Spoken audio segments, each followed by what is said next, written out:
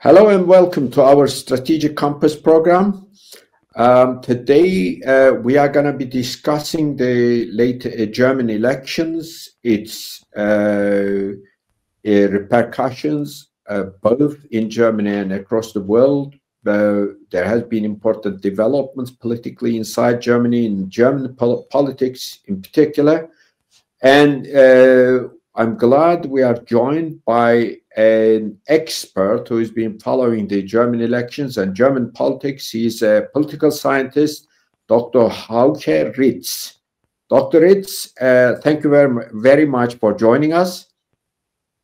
Thank you very much for the invitation, Professor Ünal. I'm very glad to be here. Well, thank you, Hauke, and it's our pleasure to have you on our program. And let's get going immediately. You know, we've had the German election results. In some aspects, it's been as expected. AfD in particular has done quite well in the German elections, and they seem to have secured almost 150 plus seats out of a 600 members parliament, whereas the New Left Party, led by Sarah Wagenknecht. Yeah, Wagenknecht, hasn't actually passed over the threshold of 5%, with very few votes, which is incredible, and at the same time quite concerning, I guess. I read reports that there were some irregularities, but the German election authorities didn't let recounts of the votes, because out of 50 million votes, some 10,000 plus votes were only needed for the party to pass the threshold. Yeah, this is a very tragic development, yes. It is. Yeah, what is your take on all that first? First, we see, of course, in Germany, it's very similar development as we see in a lot of Western states, that the so-called center parties, the mainstream parties, are shrinking constantly. And 20 years ago, of course, government was either from the center right wing or from the center left wing, CDU or SPD, and now they have make big, so-called big coalitions.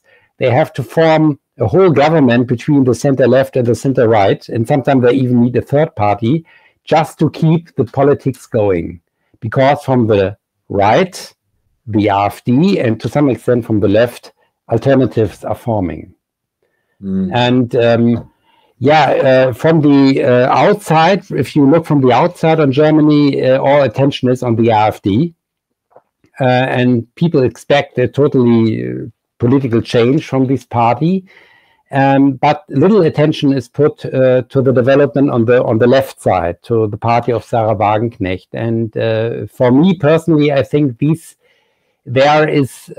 development there was a few months ago much more exciting than the development on the right.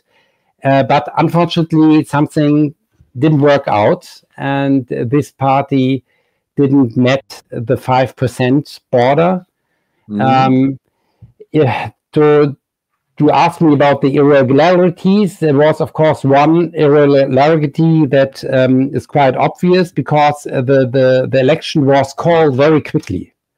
There was a little time between the announcement of the election and the actual election, and that meant that the people the Germans living outside of Germany who wanted to participate in these elections via mails, they received the letters too late, and they couldn't send them back in time, and that means that a lot of, maybe more than 100,000 votes from Germans outside of Germany couldn't be counted.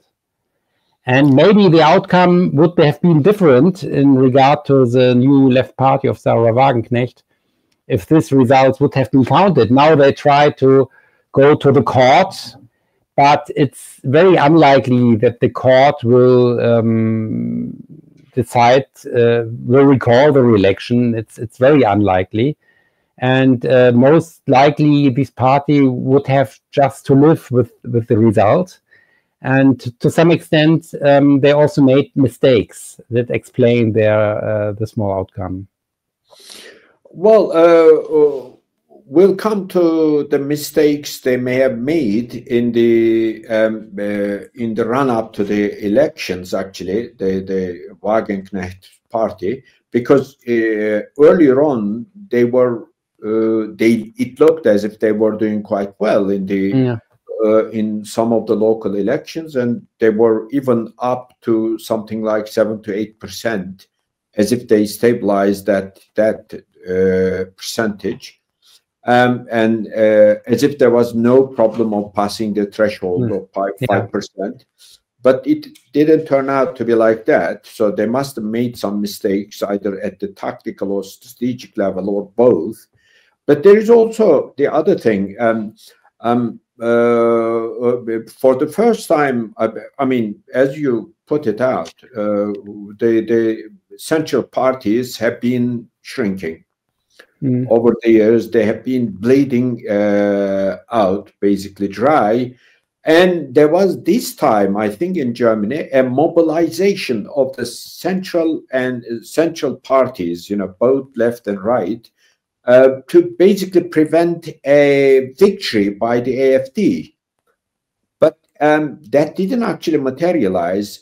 If you look at it, if you just oversimplify it, well, 80% of the Germans didn't vote for that party. But the fact is that that party now has 20% of the German electorate. And that means a lot, doesn't it? Yes, this party will, of course, only become stronger over time, and they can have a huge influence as an opposition party.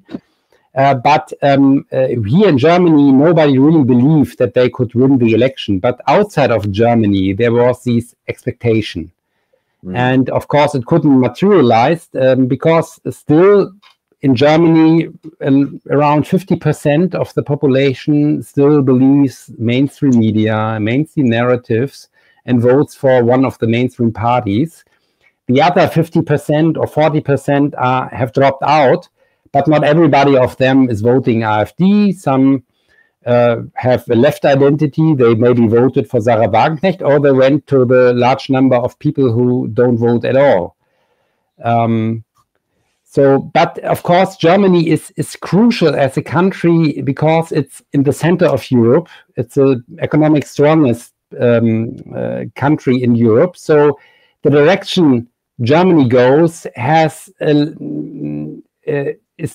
to some extent determining the direction the whole of Europe is going. And that's the reason why this election was important and why so much forces try to intervene in this election. Let's also talk about the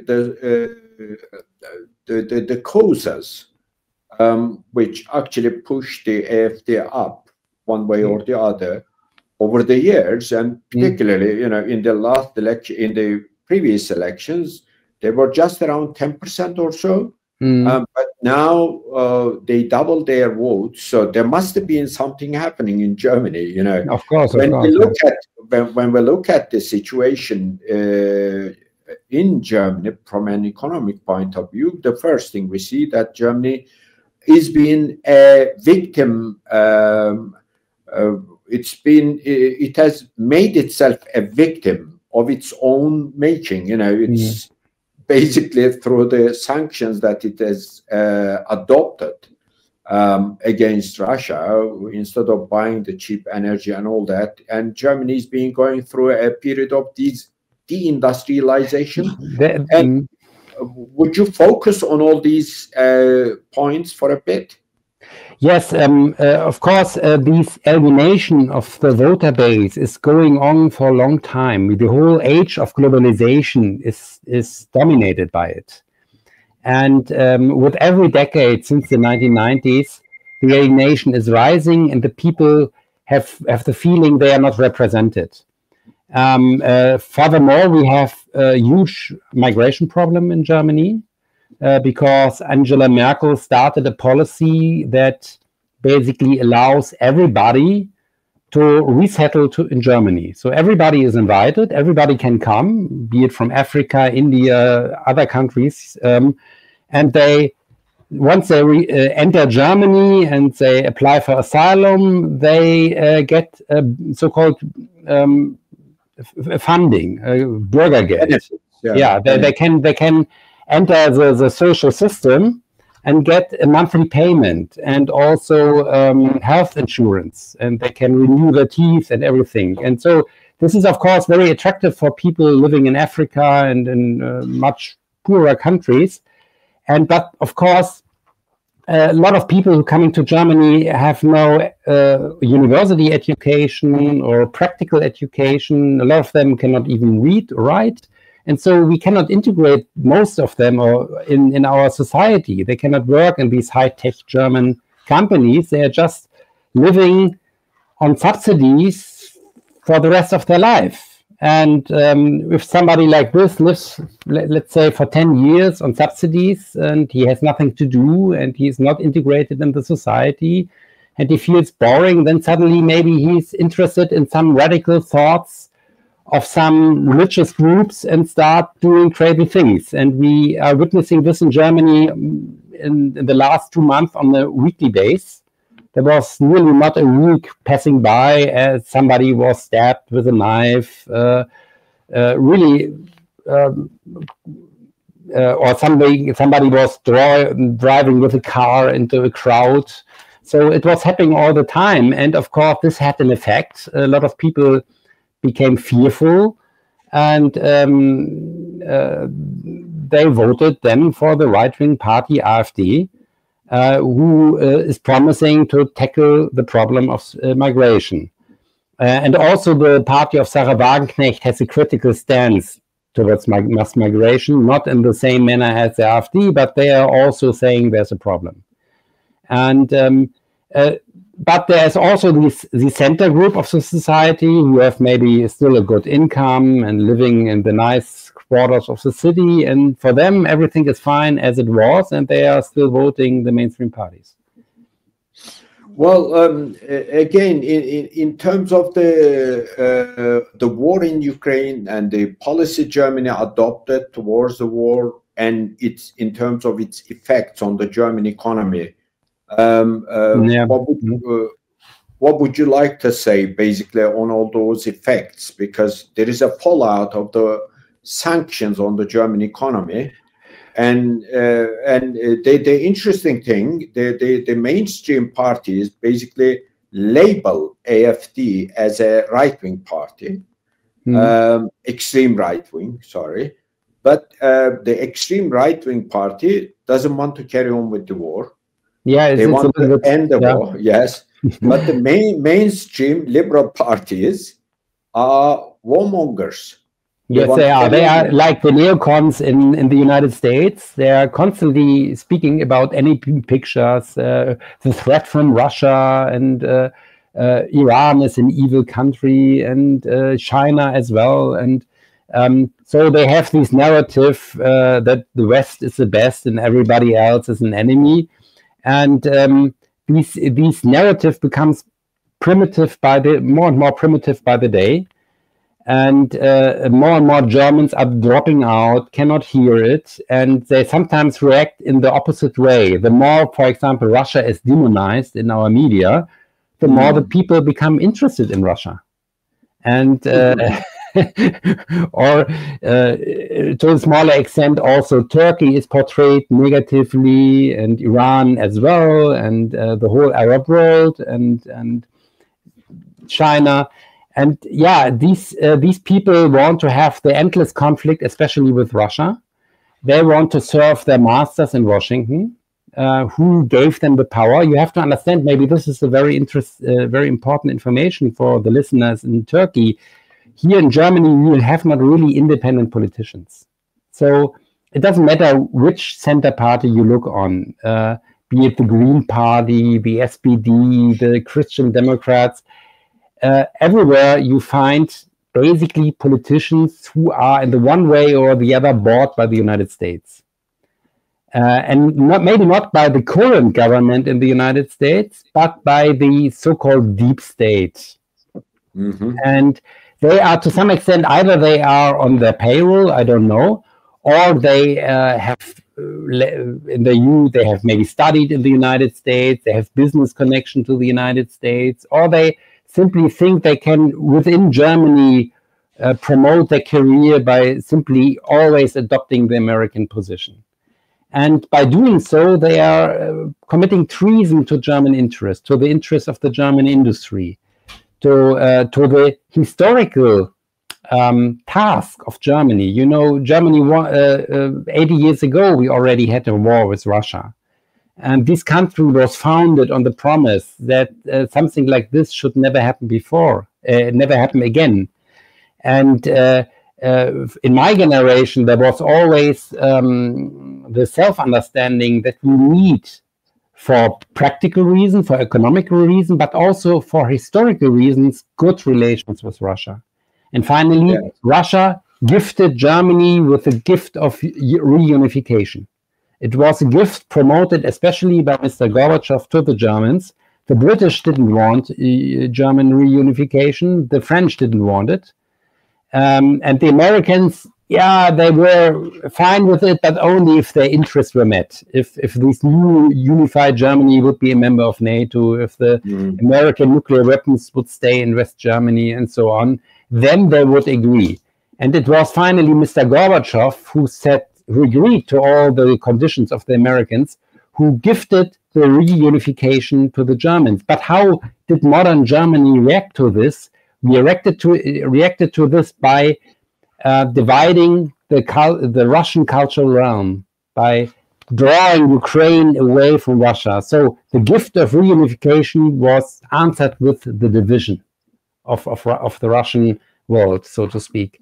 And this, of course, a lot of Germans feel desperate about the situation. We see that these politicians who are in the one or other way on the payroll of the United States have committed, you maybe can guess what I want to say, that they have clearly not the German interest in mind, and that they have put this country on a track where the German wealth and the German security and also the German culture and the well-being of our country is really put in question. Well, 2 points here. One is about not fighting the Russians anymore because for historic reasons. I think in this part of the world, the Germans, Russians, and the Turks have fought all the time. Fortunately, the Turks have had more than 100 years now. There has been no war, so it's good. Germany, as you said, 80 years ago, was fighting Russians, in a sense, the Soviets, but mainly the Russians.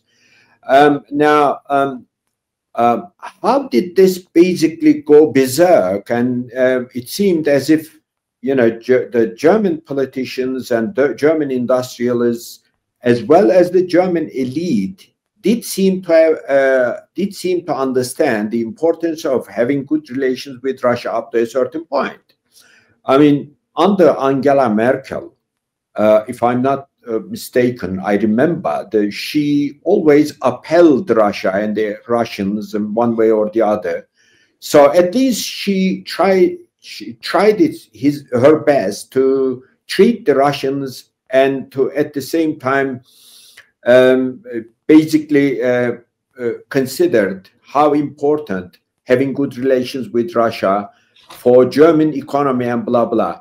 And where did it basically break off? I mean, it is just because that the Americans put pressure on the current government, on the Olaf Scholz government, and then the whole thing crumbled?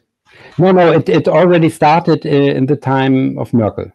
And really, I would even say, in the first years of her rule, I very clearly remember the Russian-German relations were perfect under Gerhard Schröder, who ruled Germany between 1998 to 2005, and this time the Nord Stream pipeline was planned, and Merkel continued this project of the Nord Stream pipeline. For economical reasons, she also, on the surface, had good relations with Putin and Russia. But at the same time, 1-2 years after she came to power, I think in the year 2007, 2 years after she started, we suddenly had a lot of media campaigns against Russia in our newspaper.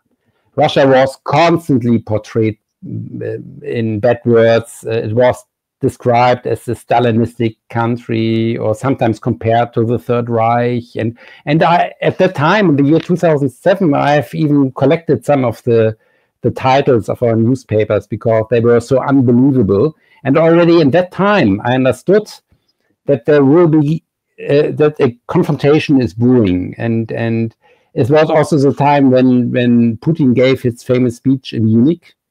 At the time, the discussion about the anti-missile shield at the Polish-Russian border and Romanian-Russian border, or Romanian-Ukrainian border, was discussed heavily.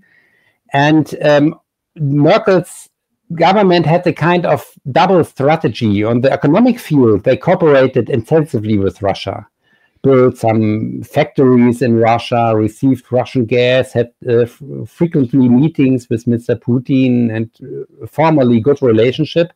But at the same time, Germany supported the coup d'etat in Kiev in 2014. Yes. And the Germans, and also Brussels was involved. There was this famous situation when Victor Nuland talked to the American ambassador, and the telephone call was recorded, and she said, "Fuck the EU," because there was some kind of disagreement between the Europeans and the Americans. But these disagreements were only on the surface. In the core, they had the same interest: to remove a neutral president, Yanukovych, who was not even pro-Russian, he was just neutral, and to put somebody in place who would push Ukraine into the West. Mm-hmm. And our president at the time, Steinmeier, he was working on a transition paper and a transition contract, which could have avoided the coup d'etat. And it was signed on February 21st, 2014. And Steinmeier, the foreign minister at that time, guaranteed it, and also the French foreign minister and the Polish foreign minister. And the day after it, on February 22, 2014, the coup took place, and our foreign minister Steinmeier forgot his own contract. He not even defended, he not even remembered publicly that this contract was signed. He just didn't talk about it any longer. And this already caused the impression that maybe this contract was a kind of tactical maneuver or something like this to deceive the Russians. And later on, Merkel confessed in a famous interview in the German newspaper Zeit that the Minsk agreement of 2015 was not really, it was even guaranteed by the UN Security Council as an official document, but Merkel stated it was had only the goal to gain time for Kiev, basically to rearm the Ukrainian army. So there was always a kind of double play in the time of Angela Merkel. Maybe she was just a weak chancellor. Maybe it was not for maybe she wanted to have better relations with Russia, but she was too weak and could only follow the American lines, or she was convinced of it. I don't know. But the result is that Germany and also the European Union contributed to the current situation. Germany and the European Union has always a lot of responsibility. They contributed to the current war in Ukraine. Without this German support of the coup d'etat in Kiev 2014, we wouldn't be in this situation now. Well, good. Now let's turn to the German politicians, German political elite, and their relations with the American deep state in general. With America, but now not with the current administration in the United States. Now, how do you evaluate their position now? I mean, given the fact that the Trump administration keeps telling them that they don't actually give a damn about the Europeans anymore. So they are going to strike a deal with Russia, and whether they like it or not, and in the end, whatever they do would be their responsibility. So if they send troops or do something, then their situation and their presence on Ukrainian soil wouldn't be covered by Article 5 of NATO alliance treaty. So, I mean, okay, now we have the elections and we have the prospective chancellor in Germany, who is very, very globalist in every sense, despite the American administration's foreign policy pronouncements. And so what is your guess? And, you know, it seems as if it's going to be a very tense situation between Germany and the United States, and also between Germany and the rest of, not the rest, but quite many European countries. Yeah, you're right. We have now the impression that the center parties of Germany have made the decision to continue themselves the conflict with Russia over Ukraine, despite the fact that the Trump administration is looking for an exit and really is changing the policy in a very quick way. And this could lead to a situation we have never seen before, because in the last 10, 15, 20 years, the German transatlantic elite had always the backing of the United States. And so they were strong and they could suppress dissent in Germany easily. But now they are starting to lose the backing of the United States. They still want to continue the conflict with Russia over Ukraine, despite the fact that Germany, the German army, is not strong enough for this, and also our ability to produce weapons is not big enough for that. But nevertheless, they have this mindset, and maybe they have this mindset and are holding this mindset because it's their only qualification. Most of the German politicians are, you can call them American agents of influence. They only have learned to follow this specific line. They have not learned to think for themselves, to read statements, to act out of the position of responsibility, to think about history. This is not their qualification. Their qualification is to say, yes, Uncle Sam, yes, we do it, like you want. And they have only learned to hate Russia. They have only learned to support Ukraine. They have only learned to speak about human rights and to produce enemy pictures day long. And so they continue this path because this is the only thing they can do. And and this... You mean it's a kind of indoctrination? It's their ideology now. Yeah, and they are mentally, intellectually, they have not learned anything else. So they are not able to think about the ideas of Willy Brandt and Egon Bahr about policy Let alone Bismarck. Let alone Bismarck. They are intellectually not able to do it. Because look, for example, a politician like Annalena Baerbock. She, what should I say? Her action speaks for themselves. So she is not the brightest, to say the least. And similar things can be said about many other of our politicians. So there is a lack of ability, and this lack of ability, they have just learned or to follow a specific line, and they have identified totally with these anti-Russian, anti-Chinese, anti-Iranian, the West is the best line. And they are following it now to the end. But now they are starting to miss the backing of the United States. They have lost the backing of a huge part of the German society. They even are in confrontation with a large part of the German economy. And this can create a kind of pre-revolutionary situation, because they are more and more isolated in a time when they when the German economy is tanking and they want to radicalize their military action. And this can really create such a tension that I can imagine that we could have, maybe in a half a year, mass demonstration in Germany.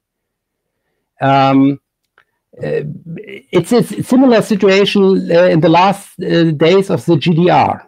Gorbachev was already promoting change, perestroika, glasnost, open debates about the shortcomings of socialism. But Honecker, the prime minister of the GDR, was still talking about socialism like the last 40 years. And he was calling the Berlin Wall the anti-fascist protection wall. So this was the name he gave it. And the people couldn't hear the rhetoric any longer. It was always the same rhetoric repeating itself over and over, and the people wanted to travel freely and have contacts with the rest of the world.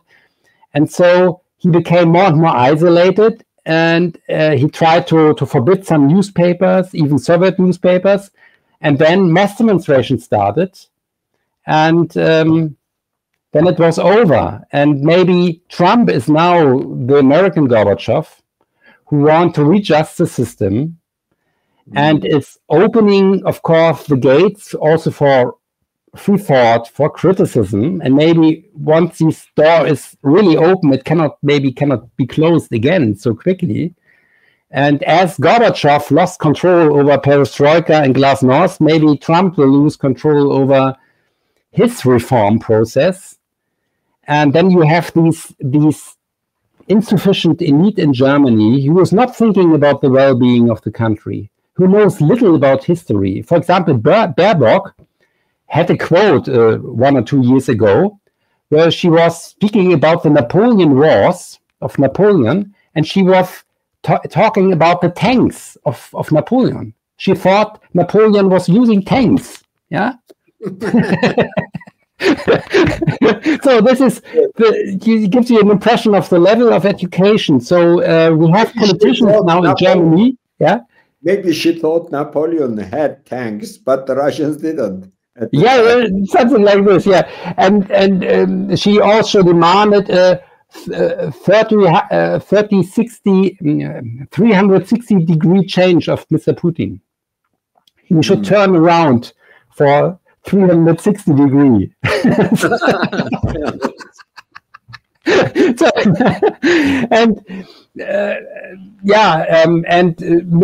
Mr. Habeck didn't know what I don't know the English word, insolvents, if a company goes broke, yeah, and it cannot pay its bills any longer. He said, they can still make it even if they cannot pay the bills. They still can work as a company.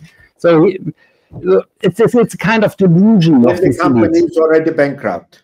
Every day companies go bankrupt because they cannot pay the high energy costs. And we have not only high energy costs in Germany, we have our high costs for taxes, we have high costs for loans, for healthcare, for everything. And if now even the energy prices are exploding, then of course many of the German companies cannot compete on the world market. And at the main train station in Berlin, there's a sign. It's called SOS German Economy. So it's really, and we have till recently we had supply chains in Germany. For example, in the car industry, everything was made in Germany, every part of the car.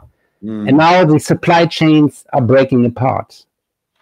And it's a damage to the German economy that maybe cannot be repaired quickly.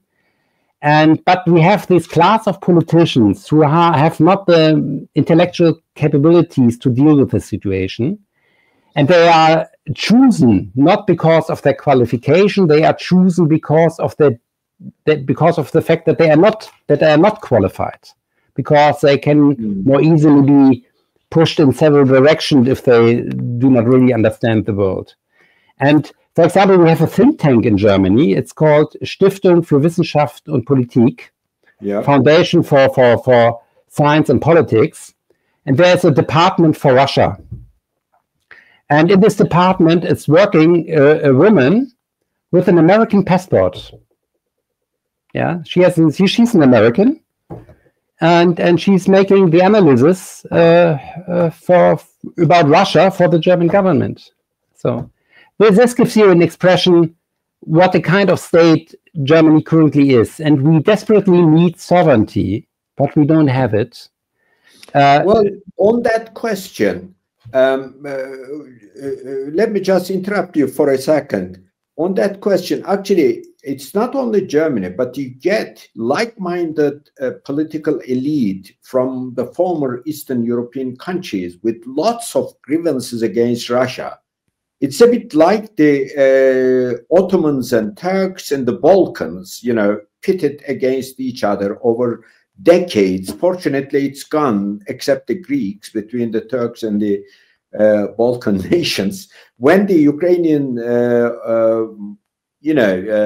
turmoil came up and turned into a war, I told the Russians, okay, good luck with your Greek problem, because we know what it means psychologically and in terms of political psychology. Now they have basically provoked the Ukrainians with all this psyche that they should hate Russia in every sense, ideologically, psychologically. It's all this.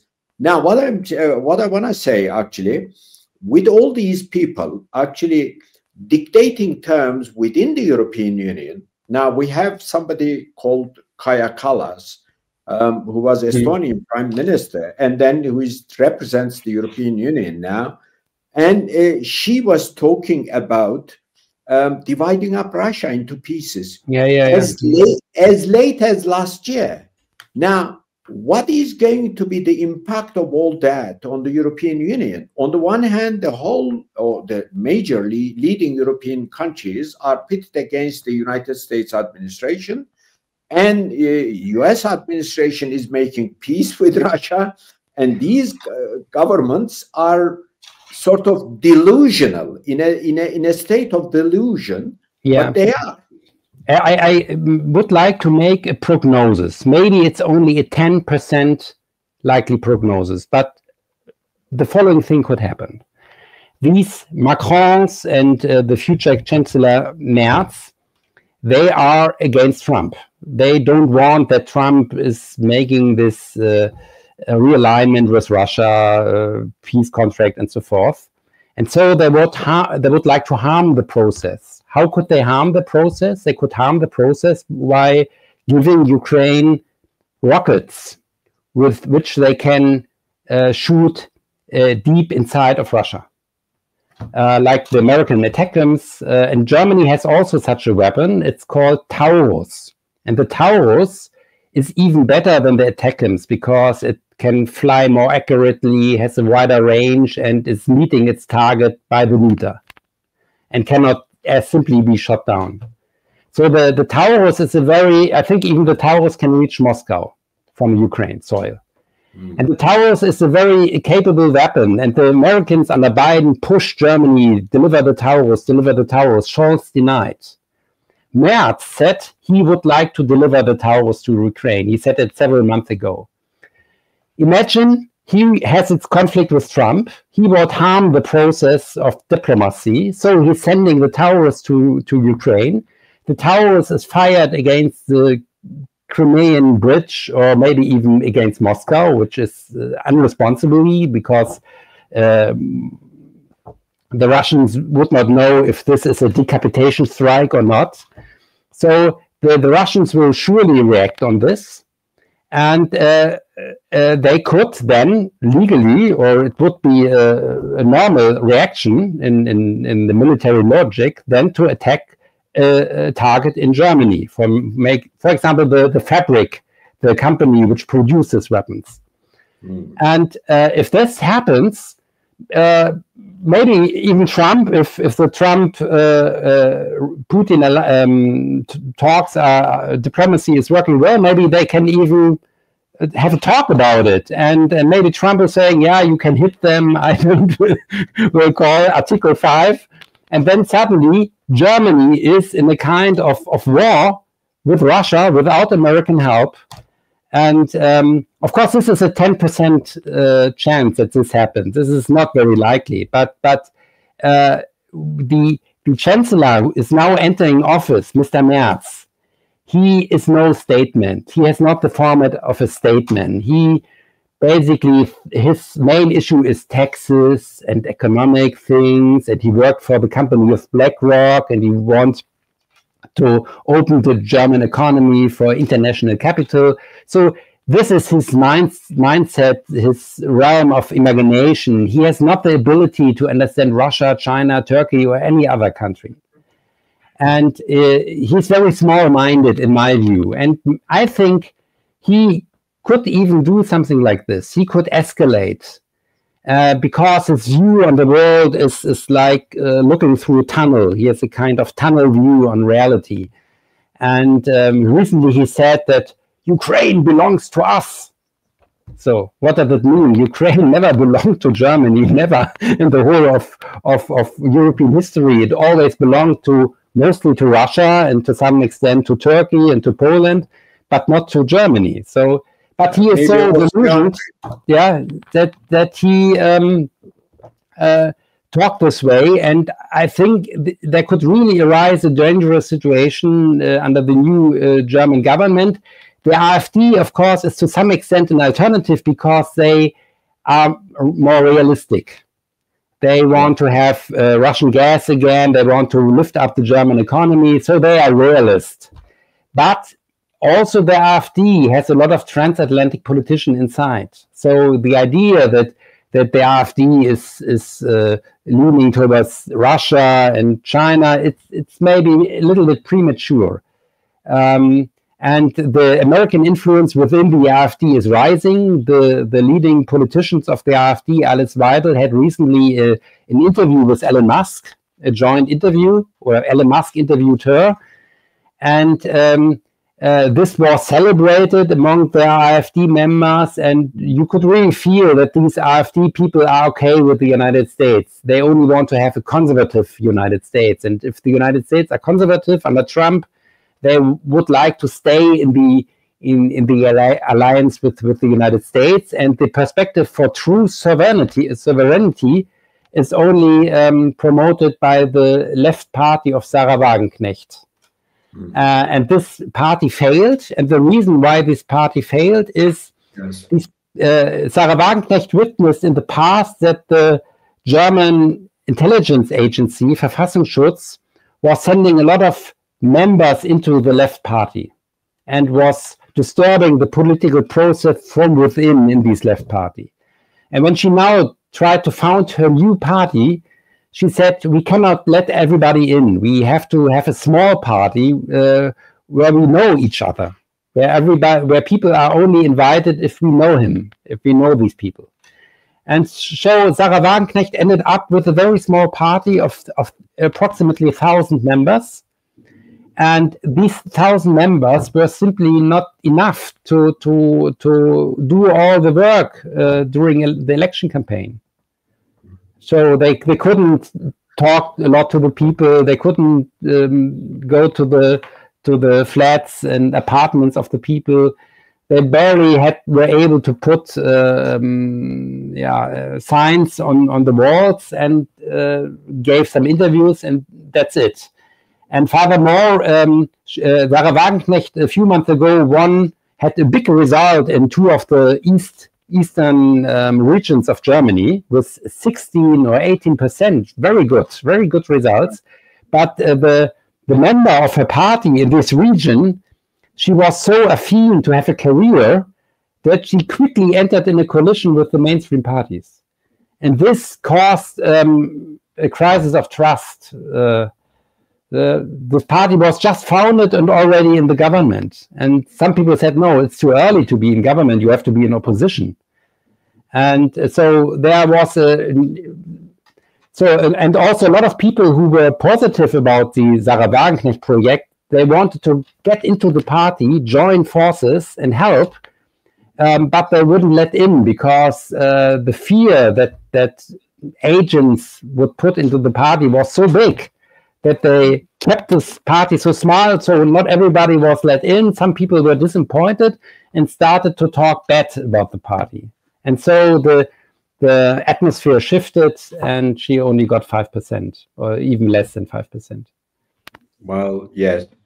Well, I think we've come, we can conclude with these.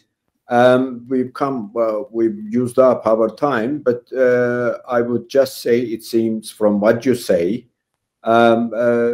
basically the collective West is crumbling in every sense. There is hardly much trust between the United States and Europe on the one hand, and within Europe, I think cracks are going to appear more and more from one country to the other in their approach to the war in Ukraine, and also among various members on a number of issues, I would think. And perhaps this is all. This would lead to something healthy, actually, because in no time in history was there a situation in which you get all the how shall I say, colonialist powers, for instance, acting together for the same purpose. There would always be a competition among them. So if the collective West is crumbling, and then it would augur well for the emergence of the multipolar world order, I would think. Maybe these are premature remarks, you know, for the future of the European Union and all that. But, you know, it looks as if it is like... Hello? Yeah, carry on. Yeah. I just would like to say one last remark. So I think the European Union will be resolved. It will crumble because the European Union is not European. It was an attempt to rebuild the United States on European soil. So the European Union is already dead. It's dead man walking. Right. What comes after this, nobody knows. And the downfall of the European Union can really become ugly. It can be like the downfall of the Soviet Union. It can be cause poverty, because the economic relations on the European continent are very tight. And if they break apart, because the European Union breaks apart, it really can get ugly. But in its current form, I cannot imagine that the European Union survives. And so Europe will go through a big crisis, and maybe we need this crisis to rediscover our soul, our essence. And once we have done this, we have to understand the West does not exist. There is no West. What is the West? There's only America and there's Europe. And these are two totally different civilizations. To put these two different civilizations together is like mixing India and China only because they are on the Asian continent. So they are also different civilizations, and so is Europe and the United States. And I hope in the long term, Europe can become an independent pole in the multipolar world, and have close connections to Russia, because the Russians are in the end also Europeans, even so they are a center in itself, because they're very big and have a unique position. But peace on the European continent can only work if Russia and Europe are together. And of course, in the center of Europe is Germany. So Germany is decisive for the whole development of Europe. So we need a Russian-German realliance, but this can only come if the current class of politicians fail dramatically. And I think they will fail. Olaf Scholz ruled only for 3.5 years, not 4 years, like its term originally was planned. And I think this new government will rule maybe for only 2 years or less. So the crisis will be so severe. The crisis of NATO after the Russian victory in Ukraine, maybe the resolvement of NATO, maybe the United States will leave NATO. And what is NATO without the United States? In nothing. So I think Mr. Merz will be only chancellor for a short period of time. He will discredit himself by escalating the war with Russia. And once the first missiles are striking something in Germany, then I think it's over for him. Yeah. Well. Thank you very much. Well, I mean, although you said 10% in terms of a prognosis, but it's quite logical. In their delusional state of mind, the European leaders look as if they can do anything, in order to sabotage the Russia-America rapprochement and peace, if you like, for Ukraine. So we are going through very turbulent times. And whether the European Union will actually, I totally agree that the European Union won't be able to go through these uncharted waters in this turbulent time. Well, thank you very much, Hauke.